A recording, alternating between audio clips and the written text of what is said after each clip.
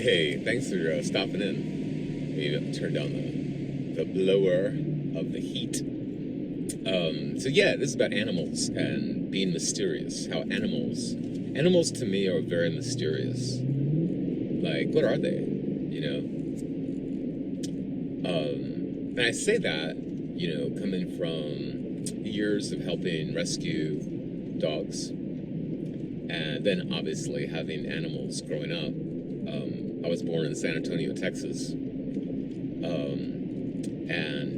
we had animals in the family.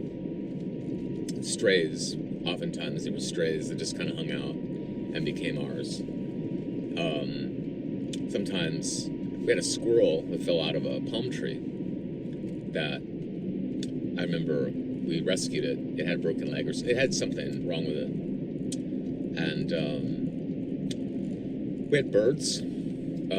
There was a hawk that, oh no, it was a hawk. Yeah, no. They both fell out of we had a squirrel that fell out of a tree and a hawk that fell out of a tree with a broken wing. Or we found the hawk near the same tree. Way different times. It wasn't like the hawk and the squirrel. That would have been funny. Had an altercation. There was a slight altercation between a hawk and a squirrel. They both came out scathed. But no. I always was very close to the animals growing up. Loved them dearly. And one of my most, I have a personal story. I'll make it another video about 2 kittens that I tried to rescue. I was a sophomore in high school, and it was during it was kind of the oncoming of winter, and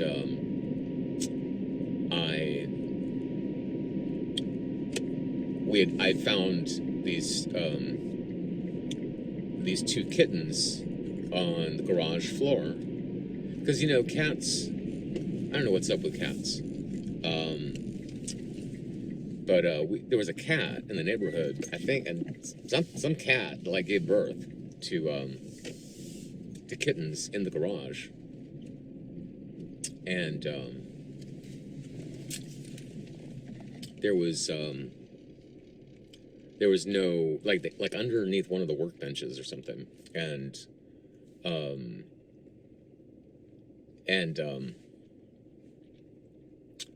I was running.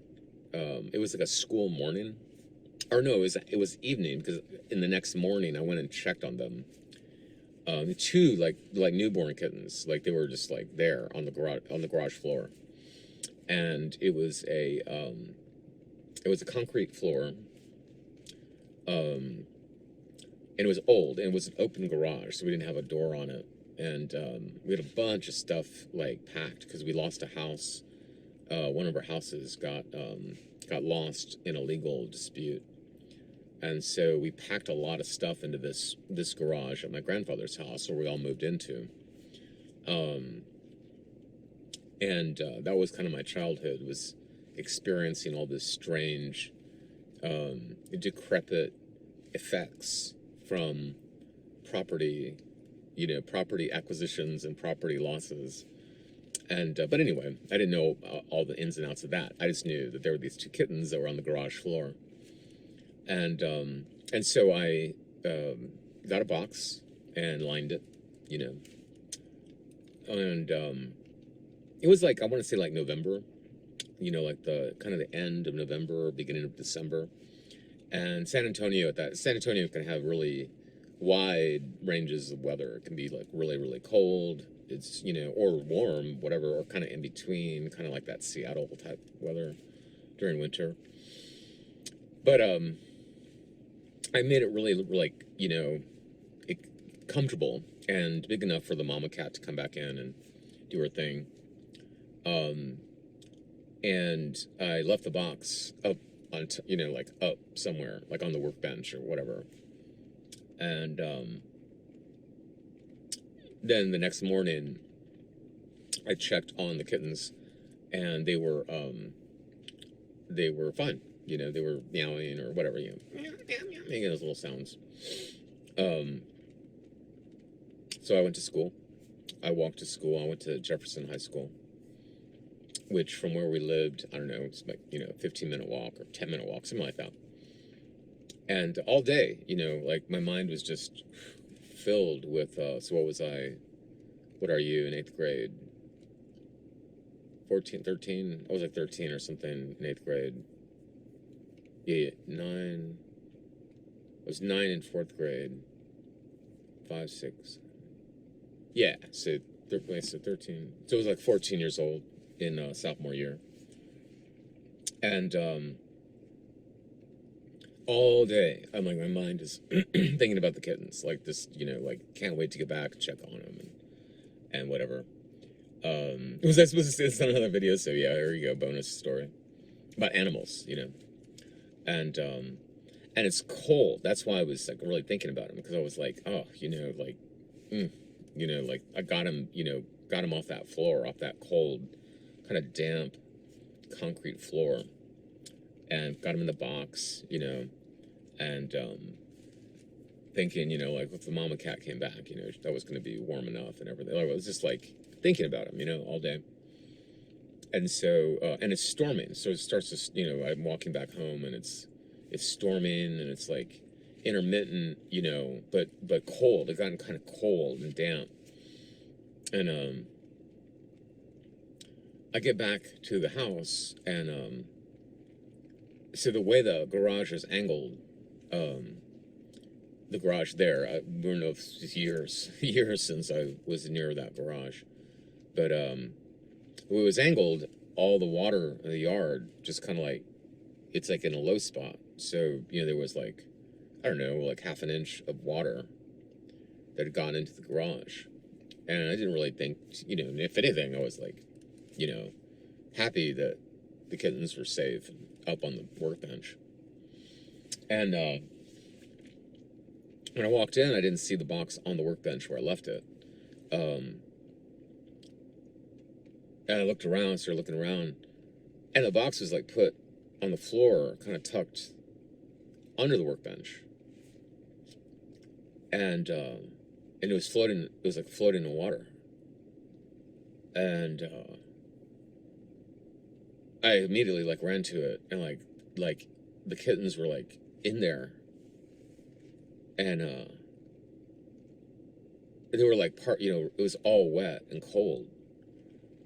And so I immediately I took the box, got the box, like got the kittens in my hand, like ran into the house, and went to the laundry. The laundry room was like the first door through the back of my grandfather's house. Then I ran in and grabbed a towel, just grabbed anything like that was like there, and like bundled them up, and was trying to dry them. They were still alive, but they were so affected at that point, and I got like a blow dryer. I wouldn't like blow it on them, but I was like blowing on the surrounding, blankets, just trying to get them warm, and I spent all night, just holding them, and I'd go somewhere, like I went back, back, to where I didn't really have a room of my own growing up, because of I'm the youngest of 10 children, so like all these. It was very makeshift, because when we lost the home that we had when I was little, we all moved into my grandfather's house, which had, 2 bedrooms, one for my grandfather, one for my parents, and then all the in and out siblings, that I had at the time.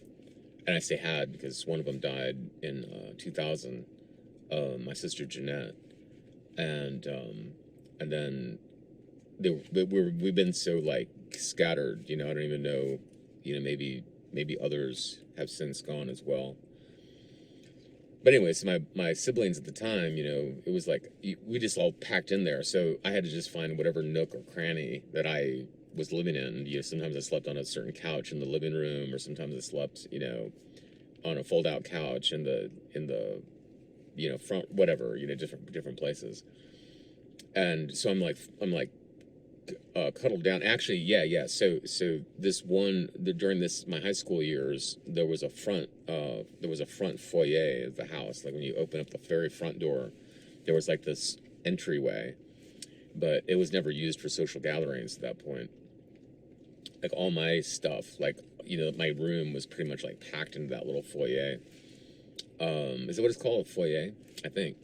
Anyway, so I was like over there, like, you know, just hunkered down, and I was like until 2 o'clock in the morning, and you know, like holding these kittens, just trying to revive, not like blow drying them all night, you know, but just trying to be with them, and I think one of them had already died, but I didn't, you know, it was interesting because like you go through shocks, you go through traumas, and can take years to process like what you were actually experiencing, because like the shock of something is so intense, you don't even know what you're experiencing.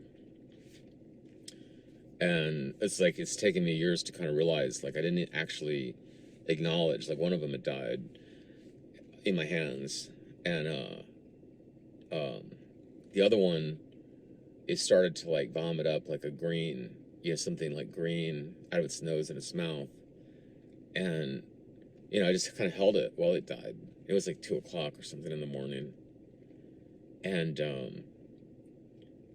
I like cried, you know, like I was, you know, like that.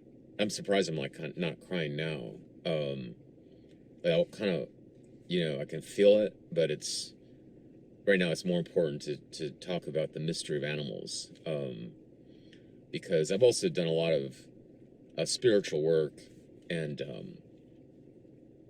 a lot of meditation on, you know, about, and I continue to do that, about what we are, like what is this, you know, like why, you know, and like it's amazing because when I do that, there's certain like you know, instead of Occam's razor, I just call them Occam's answers, you know, like screw the razor part, let's just get right to the answer.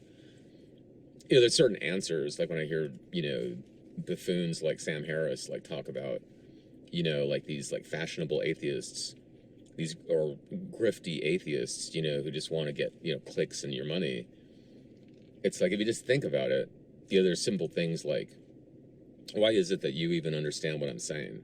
You know, like there's so many complexities to our existence, to our just being here, that are mathematically inconsistent with any dates of the universe, and especially any dates of like a life on Earth, that has been offered by atheist establishment so far. Because if we were a purely materialistic thing, then all of our constituent parts, meaning like the body, you know, you can go from the DNA, you can go into a cell, but then even the DNA in a cell of like the lowest life form, just the mechanical complexities of it are profound. So, you know, there's going to be some fashionable grifty atheist who's going to say, and I'm not trying to make fun of you if you're an atheist at all.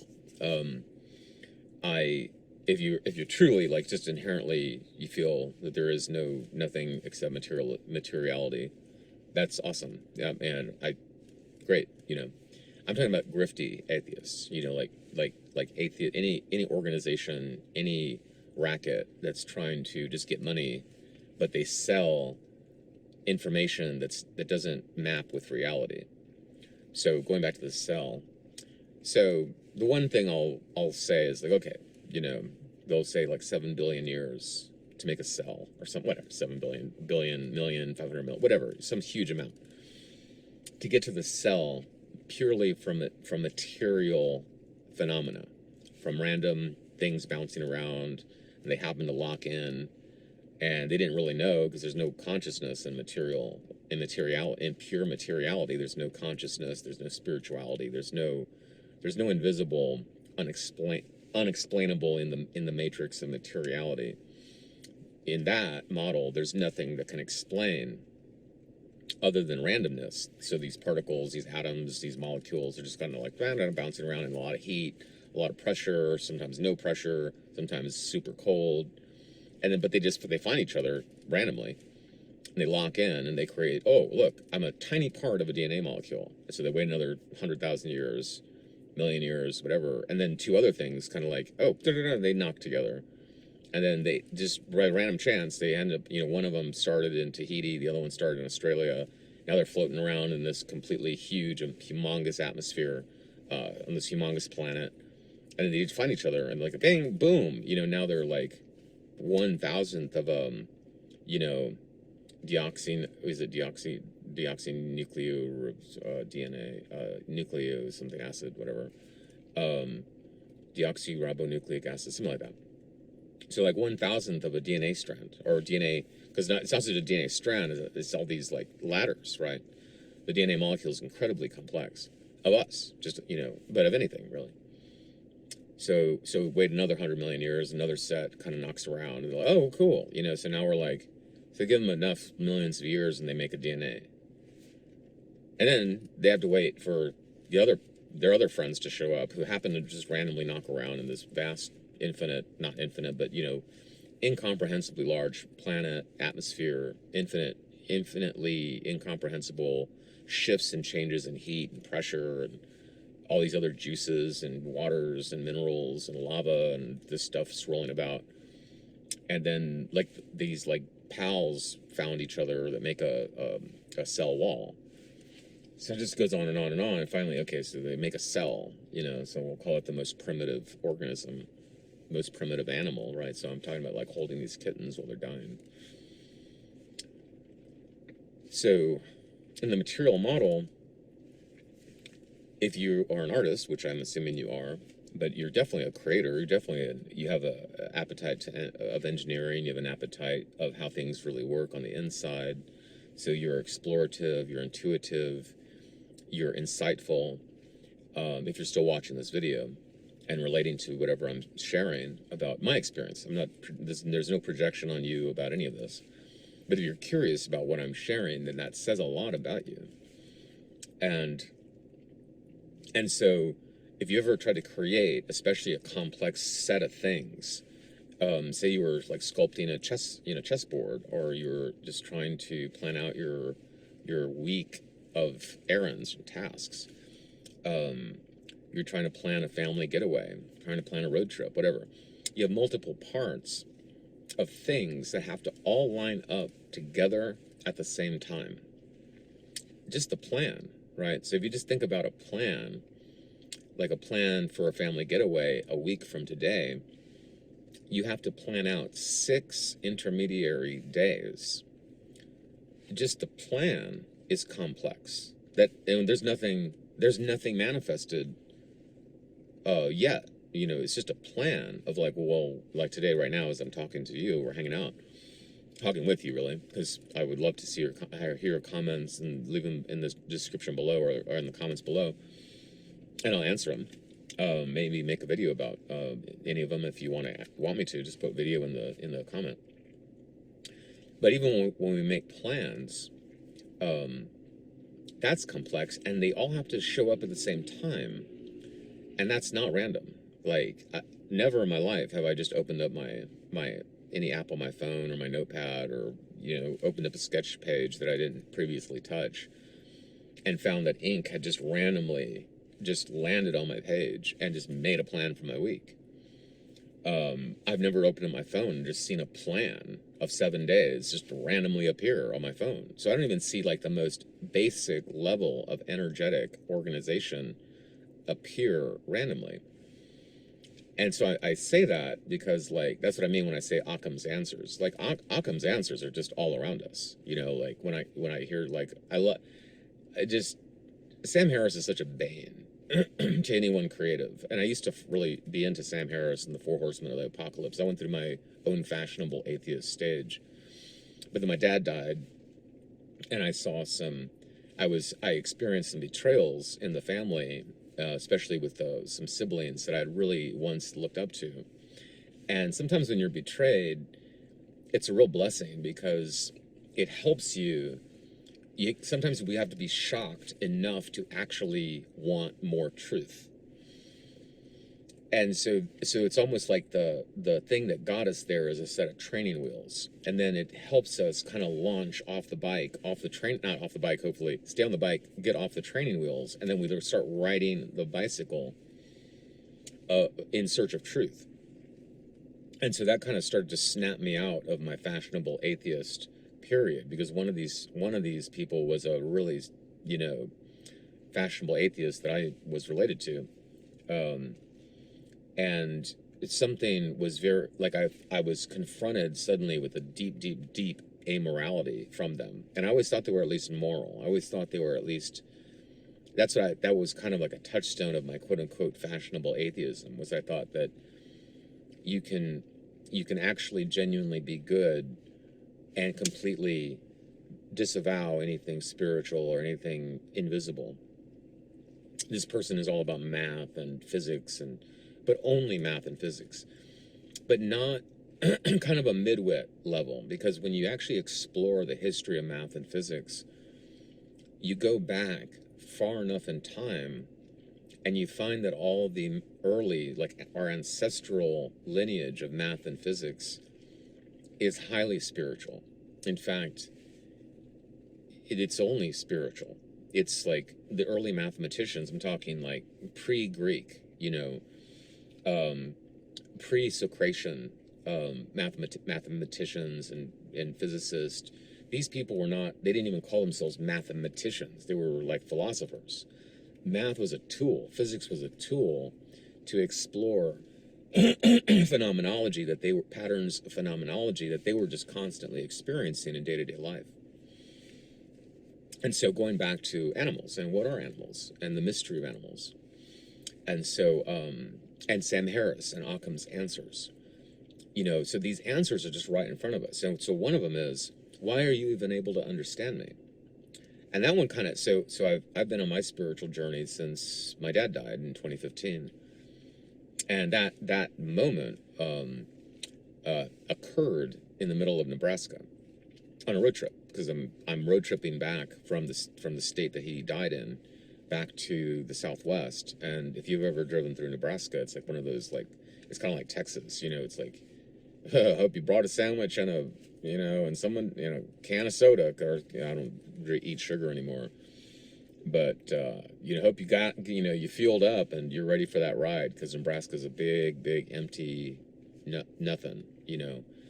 And that's so 2015 was when my spiritual journey began, in the middle of Nebraska on that road trip back to the Southwest. And so the kittens and consciousness, one of the things that came to me on that road trip was the complexity. So even if I gave material atheists or materialists, pure materialists, all the time in the world to create a set of complexities. So we were just talking about a cell, right? Now you got to make a system with cells. And then you have to make a system of cells, like an organ. And then you have to make a system of organs. So these zeros actually start adding up incredibly quickly. And one of the reasons I oftentimes feel like we're not taught math, we're not taught to be excited about math, is all about multiplying fractions. Because the likelihood of something happening randomly is always going to be a fractional number. It's going to be a 1 in 50, a 1 in 1,000. When you're dealing on a molecular level, it's going to be like a random occurrence. Like what are the odds of things in my vehicle right now just randomly becoming, you know, like rat poison, or randomly becoming deodorant, or randomly becoming shaving cream? Well, you know, a mathematical physicist will say, well, there is a chance in the universe that could happen. So it's not zero. And again, like statistics is another field, it's another theory. These things are not taught. Like, these things are taught as if they were absolute truths. They are theories. They are models of thinking. Even the scientific method is a model of thinking. But established science doesn't present itself like that. It doesn't say, hey, I'm not the absolute, I'm a theory about acquiring knowledge of this infinite, expansive cosmos that we find ourselves in. I'm just a theory. I'm going to try my best to help you use my system. I'm talking as if I'm science, or I'm talking as if I'm psychology or mathematics or whatever. And that's where, like, in ancient study of these things, that it dovetails as to why those ancient practitioners, our ancestors, were actually much more fundamentally spiritual than we are taught to believe, because they knew there was no separation. They knew that science was a tool, that psychology was a tool, that mathematics was a tool. These tools may fail if they're improperly used, just like a hammer or a screwdriver or anything like that. So going back to, so I'll give the materialist all of the time. Okay, so now we have this thing called me, right? So I just randomly just occurred in order to be, sexually compatible, reproductionally compatible with another mate who was just randomly occurring as well. Okay, we'll give them all that, which is crazy, because the likelihood, you start to multiply the fractional likelihood of every single, again, going back to you and I are intrinsic makers, we're intrinsic engineers, we're intrinsic creators. We know that when you make something, you're carving out pieces for a chessboard, you're planning out your week, you're having to plan out. I've worked for corporate developers who have like plans to go out like 5-10 years for a vacant building that's going to go through several iterations of development. These things don't occur randomly, but let's even give them that, right? All these things occur, but then there's this other level of complexity called, I don't know what it's called, because science hasn't taught me the word, because science doesn't seem to care to really make that as immediately accessible as like Instagram doom scrolling and Facebook ads, and everyone gets on social media, and I'm supposed to compare my body to your body, and I'm supposed to go for this type of girl or this type of boy, or you're supposed to like this sort of wardrobe, or I'm supposed to groom myself to, that's what it really is selling me. It's not trying to sell me the appetite of mathematics and the appetite of truth-seeking.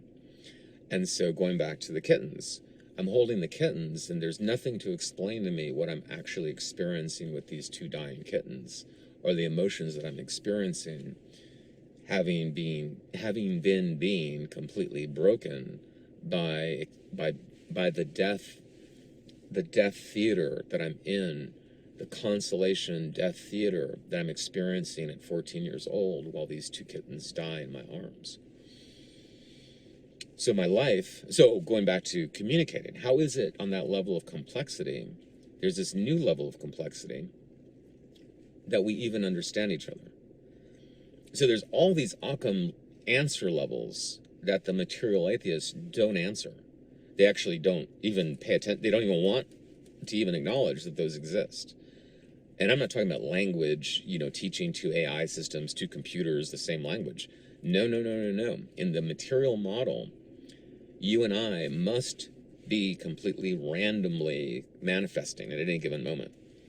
Like, random is an all or nothing thing. It's like pregnant. You can't be half pregnant. You can't be half random. If a system is random, it's random.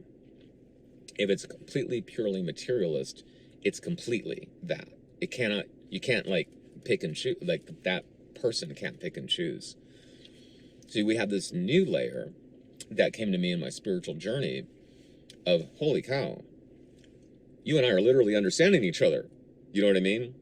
I'm not talking language. I'm not talking English, Google Translate, I'm talking conceptually, emotionally, intuitively, deep somewhere in us, we actually understand each other. Let's not notice how I'm actually purposely even leaving out consciousness, the hard problem of consciousness. I'm leaving that out. It's like, how many cards does the material atheist want to play? So I'm going to go ahead and say, look, I want to be nice. I want to play nice. I'll keep, these cards are so devastating to your hand, whatever, not your hand, but the hypothetical your, that confronts any of our exploration of the intuitive universe. Going back to animals. So animals to me are a mystery, because all this like 30-minute thing. Thank you for hanging out, by the way. I would love to hear your thoughts. You know, I want to make a video about, you know, interesting things you have to share with me about how you view the world, how you view animals. What's your take on spirituality? What do you think is going on? Because animals, like, as I'm thinking about that, animals feel to me as if they're waiting, just like you and I. Like I know you exist, and I'm attempting to bridge the gap, right? I'm not really attempting, like I'm gonna lose sleep or something, but this is an effort to reach out to you as a human being, as another as another me, right? Because that's the real trippy thing, is that on that level, that you actually, it's not that you understand me on that level, it's that we are each other. Like, how can I feel when you leave a comment below, how can I start to read it as AI, right? If you've ever, I don't use AI whatsoever. Horrible. Whatever. I'm not trying to offend any of my friends or you if you're an advocate of AI. For me, it's a horrible experience. Horrible. Like, it like is it's the most amazing assault on the argument for a soul that one could have. But when I read your comment, I'm not talking on a grammatical level, on a anthropological level, on any kind of ological level. I'm talking about an intuitive understanding of you as a person. When I read your comment, I'm not simply reading the words and going to a dictionary and parsing, or like a former girlfriend of mine was, you know, she got her PhD in large language models, so I got to experience, you know, 10 years of that phenomena. Very interesting stuff. It's like a very fascinating kind of toy that's might destroy the universe, the whatever we think the universe may be. But I'm not doing that. I'm not like large language modeling you when I read your comment, right? Because this is all to me, this is all very relevant when I see and experience an animal, because they are so aware of us. The very same way that when you leave your comment in the description below, or not description, but in the comments below, and I read one of them, I'm not doing any, it's not the intellectual parts of my mind that are actually causing me to experience you. I am actually going so far as to say, when I experience you, I'm actually experiencing what we are that's the same. Because if you say anything to me that's not part of me, I won't even see it, really. I won't even understand. Well, I'll see the word, I'll see the letters or something, but it won't make any sense. I was thinking about Finnegan's Wake. Is it Finnegan's Wake that's like, there's some book we were force fed in high school. I just couldn't, I just didn't want to. I was like, no. I wouldn't learn until years later. It's probably some kind of like weird, you know, magic spell kind of programming forced upon, you know, teenagers.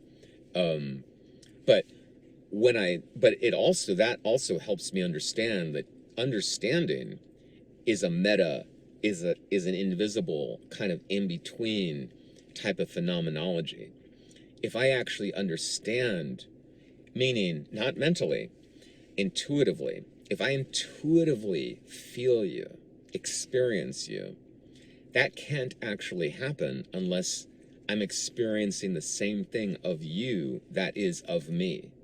So it's actually the same thing, I didn't mean to be so cliche, experiencing itself, right?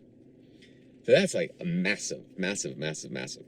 Going back to animals and the kittens. This is one of the spiritual processes that began freeing me, healing. Because I was, anytime I thought about this story, it was so painful, the two kittens dying, that I probably, since that era, that age, only consciously recounted I probably only mentioned it twice out loud, like through my mouth. I've never written about it. I might write about it now. Thank you. Thank you for this, because this is also important. That's why in my videos I always say thank you for stopping in, and I say hope to see you on the next video. And that intuitively came out, when I was just doing my YouTube practice videos, which I strongly recommend. And if you're an artist and you're wanting one really quick free art advice, whether you're a musician, a guitarist, seamstress, poet, whatever, record yourself. Record yourself making art. Record yourself playing guitar, because it's awesome practice, and it's a great, and don't, not to publish them or anything, but just to have and to rewatch. It's a great theater for your intuition to just start working and to start expressing itself. Maybe working is not the right word. I think intuition is just always ready to play. But hope to see you on the next video kind of came out. And I was like, that's weird. That's a weird phrasing, because I take language and I take intuition, especially intuitive languaging, really deeply. It's very impacting to me. That's how, that really energizes my poetry, my songwriting, my letter writing, my essay writing. All of my writing and artwork is highly intuitively driven, energized, really, I should say. But and when I began reflecting on that, I started to realize, well, that is because we're already connected, that we are hanging out. I actually am looking forward to seeing you on the next video. And where does that, I saw these little pictures because my dad would go to strange library, not just the public library, but there was it might still be there. It's called the library. It's like the medical school in San Antonio, Texas, has a different library. It has its own library. That's where I was kind of left alone as a latchkey kid. Even when I was with my dad, he would just disappear somewhere. And I would wander about this library. That's where I found Leonardo da Vinci for the first time. These old, like huge, like really amazing books. And where was I going with that? Kittens.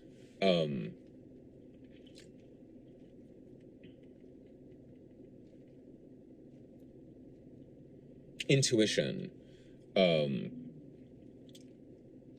Yeah, big thread. Oh, yeah. So, found these old books. In, that's it. In one of these books, they were like hermetic, it was like a book of hermetic sketches. And I was like, at this age, I was like 6 or 7, really little. And so I'm just like really enthralled with all these images. And one of them was this old, like 13th century something drawing of an eye, and projecting out of it was reality. And I remember like being like, oh, what's up with that? Like it really affected me.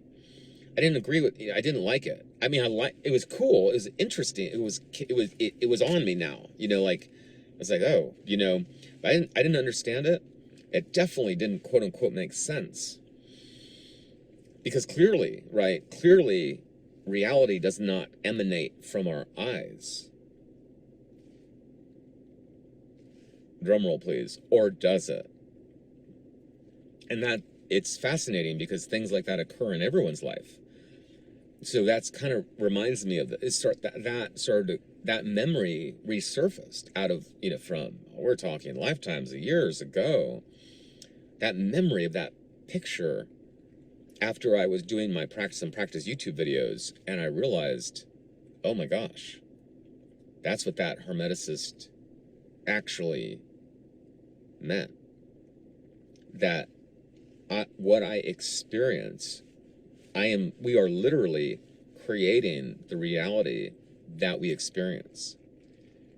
And when I said just intuitively in a practice video, thanks for hanging out, look forward to seeing you on the next video, my intuition was giving me a little jewel. That was my intuition speaking out, saying, "Hey, can you catch this?" And I did. It's cool.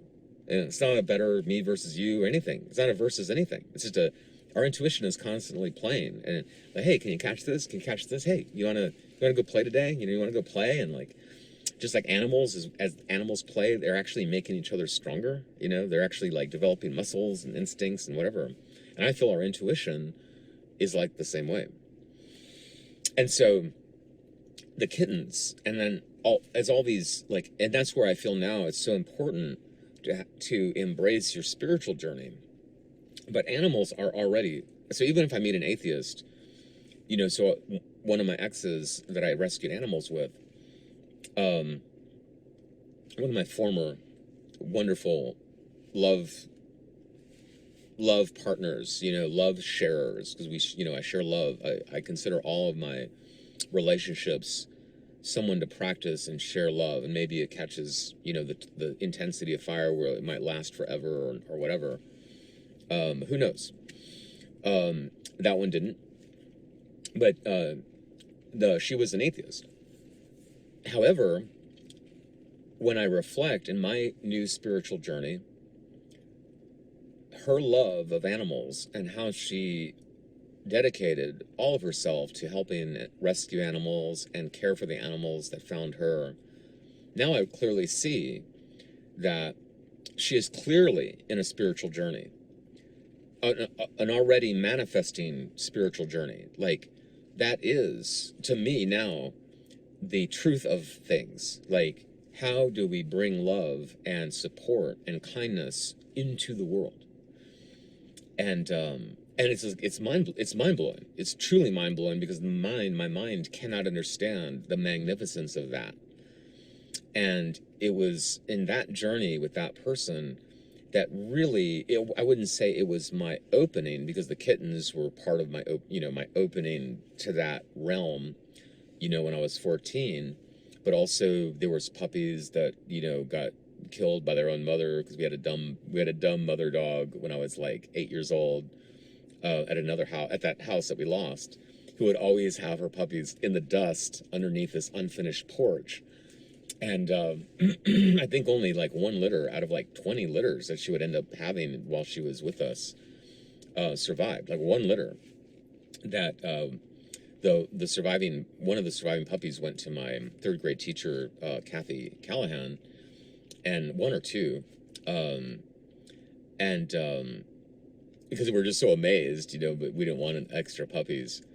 But this former love of mine was another punctuation in the song of love in regards to animals, and it just continues now. Like when I do, and one of my inspirations for doing animal artwork is feeling the bridging, the resonance that my contribution to people's relationship with their animal. I'm really doing it for the animal, not because the animal needs me. It's like a cheerleader. You know what I mean? Like, it's the first time I've ever felt like, oh my gosh, there's something to cheer for.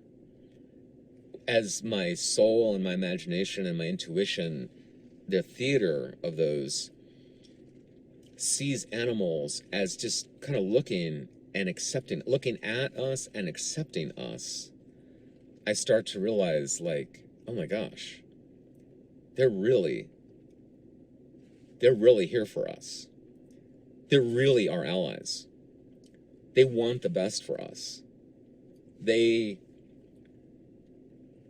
like, they don't need words. Like that's part of why I spent some time in this build-up talking about hermetic things, false science things, false philosophy things, kind of hinting at genuine philosophical approaches, because we need tools. If we ever doubt that, if you already know that, because I've met some people now in my life that they just know it.